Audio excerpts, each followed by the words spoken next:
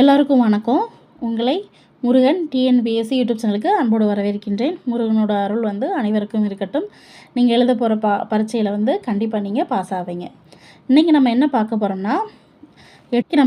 போகிறோம்னா எட்டுத்தொகை நூல்களோட வகை, பாடிய புலவர்களின் எண்ணிக்கை, பாடல் அடி, இதைத்தான் வைத்து பார்க்க போகிறோம்.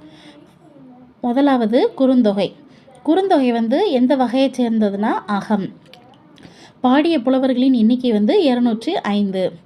பாடல் அடி 4 to 8 வரை. இரண்டாவது நற்றிணை. நற்றிணை எந்த வகையை சேர்ந்ததுன்னா அகம். பாடிய புலவர்களின் எண்ணிக்கை 192.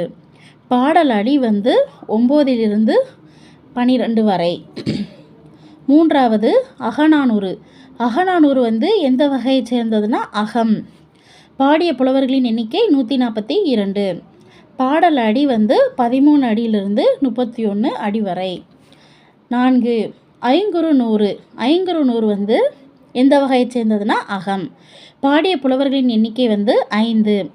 பாடல் அடி பார்த்திங்கன்னா 3 to 6 வரை. ஐந்தாவது கலித்தொகை. கலித்தொகை எந்த வகையை சேர்ந்ததுன்னா அகம். பாடிய புலவர்களின் எண்ணிக்கை 5. பாடலுடைய அடிகள் 11 to 80 வரை பாடல் அடிகள் இருக்கலாம். ஆறாவது பரிபாடல். பரிபாடல் எந்த வகையை சேர்ந்தது? அகமும் புறமும் சேர்ந்தது. பாடிய புலவர்களின் எண்ணிக்கை 13. பாடலோட அடிகள் 25க்கு மேல். ஏழாவது பதிற்றுப்பத்து. பதிற்றுப்பத்து எந்த வகையை சேர்ந்தது? புறம். பாடிய புலவர்களின் எண்ணிக்கை 8. பாடல் அடி 8 to 57 வரை. 8 புறநானூறு.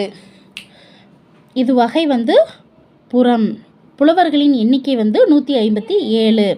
பாடல் அடி வரை 4 to 40 வரை.